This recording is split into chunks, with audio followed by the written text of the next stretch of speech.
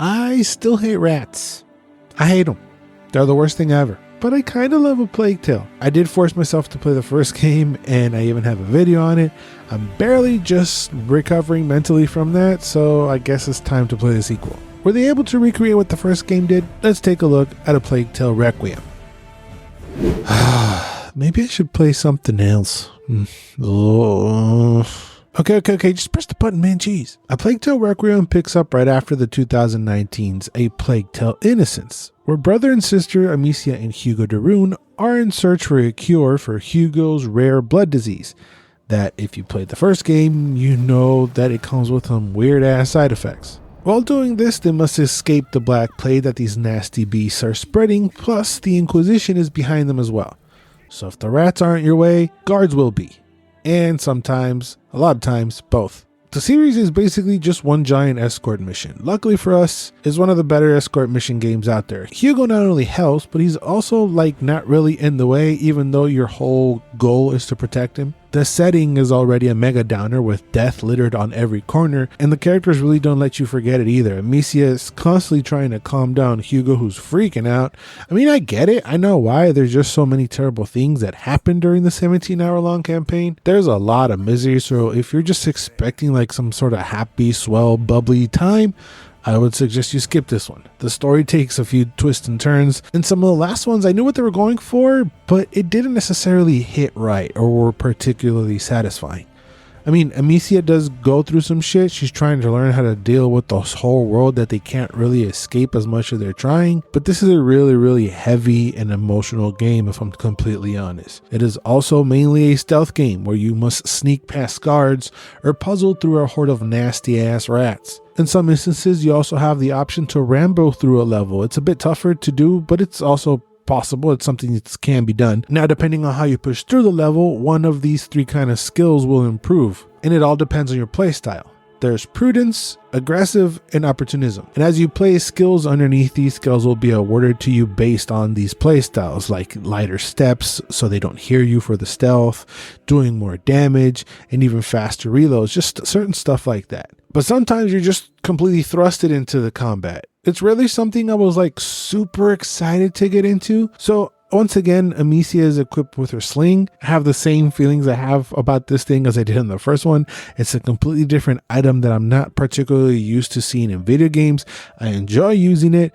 It's fun. It just takes a second to wind up before launching a rock at a guard's head. And with the alchemy that you learn along the way, you can also add fire and other elements, plus there's a ton of other projectiles you can combine with it. They did try to improve the combat. Shooting the sling is snappy and can be satisfying, especially during this stealth. It's kind of cool because you have time to set up your shot perfectly, and smacking an unsuspecting helmetless guard in the noggin feels pretty great. My issue is in the close combat. It's just a bit goofy. You can sneak behind guards and counter them when they catch up to you, and smack them with a rock sling if they're not suspecting. If they have a helmet on, this stuns them, giving you plenty of time to turn around and run away. You get 2 tries if they catch you. If they catch you once, they hit you and let you run away. But if they catch you again, it's pretty much game over. If while you're exploring you pick up a blade, you can stick it to them and kill them actually. Otherwise, you're just countering them and smacking the same guard over the head over and over again. They really don't die if they're having a helmet. Of course, unless you combine the alchemy with the proper items to cause some damage. I found the first game to be easy. This is not necessarily a negative. It does feel like they tried to bump up the difficulty here. It could be bad design, I think. There's some levels where if you get spotted, it's game over. And because it's so wide open, I never felt like I was taking the correct route. I just feel a little bit clumsy when it comes to that. Plus, like I said, the close combat isn't the greatest. It really doesn't feel like you're in a true fight. The enemies is kind of like wandering around towards you, giving you enough time to run and hide or just run away to find a proper shot. I wish they kept the dodge from the first game. That at least made me feel like I was doing something in a close fight. And some sort of blade, dagger, sword, something is desperately missing for Amicia instead of having quick time events. But yeah, the real close combat is definitely missing and is probably the weakest spot of the game.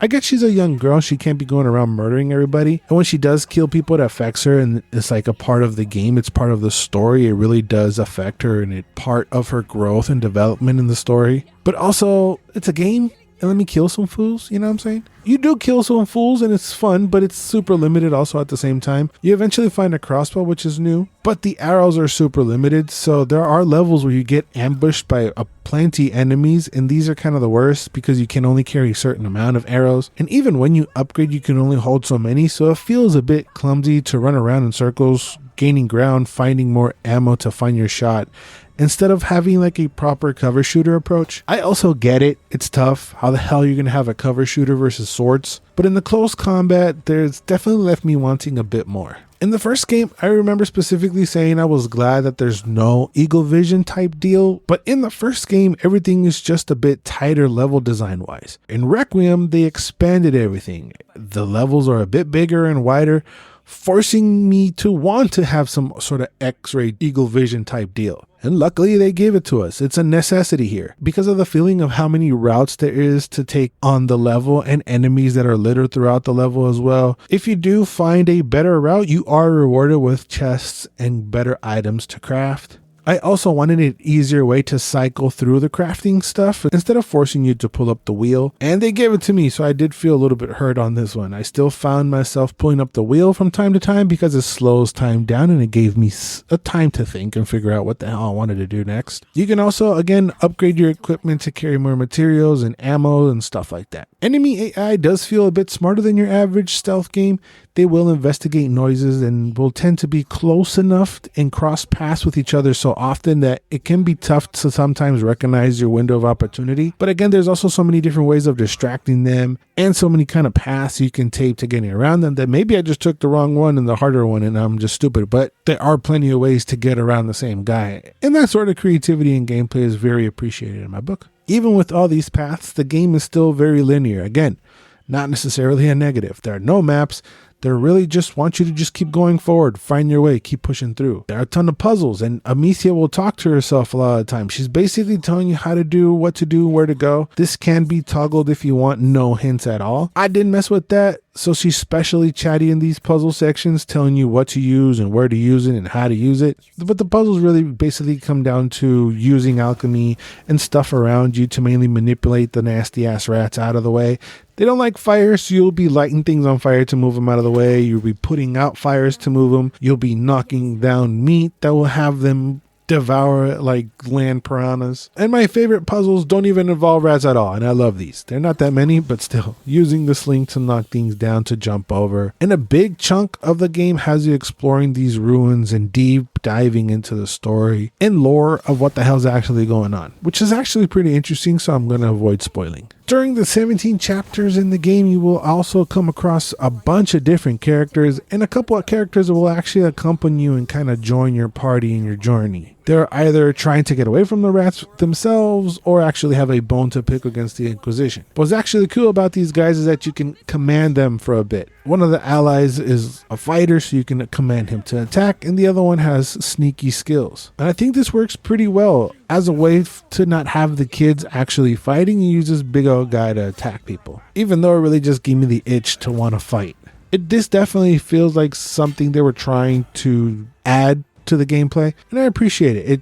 It didn't fall on deaf ears. It's not all action and fighting though. There's also a lot of downtime walking through villages and ruins, and with these visuals I was so down to do so. I had the same kind of feeling I did when I was watching Game of Thrones or like early on Walking Dead. That feeling of any character can die at any moment. So even though there are a ton of chase set pieces, they do a very good job in building in the fear and the tension that they could get you. You could die, because some characters actually die. And as gross as these games are, not only because of the rats, but also about the dead bodies around the village and the mud and the grossness, they're also very beautiful. There's beautiful lighting, to be more specific. How the light bounces off certain terrains and how crisp it looks.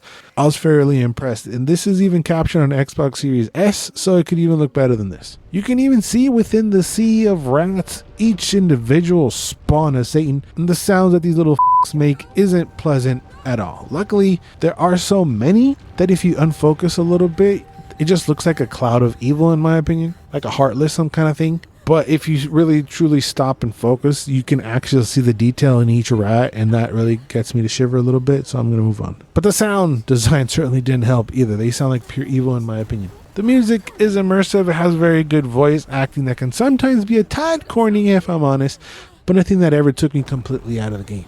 As much as I hate rats, you can probably tell by how many times I've said it already, I actually really enjoy this series. Even if I do feel like Requiem didn't take as big a leap as I was hoping for, it's still a good game with great story and compelling characters, and today there's less and less of those, so we have to hold on to the few good ones that resurface now and again. As of right now, they have said that a third Plague Tale is potentially in development. Where they could go with the sequel is very interesting. They could have her chase down and kill the next carrier, or have them find a little girl carrier and have them protect her, stuff like that. But I would actually really appreciate if I could play as a complete badass now. Have Amicia mature mentally, emotionally, and combat wise. Give her some more weapons. Give me some cool, fun combat that leaves me hungry for more combat and not necessarily making me feel like I just completed a slightly annoying chore. At the very end, something is hinted, but it's left wide open. They could just go so many different ways. They have the chance to even make the game semi-open world if they wanted to.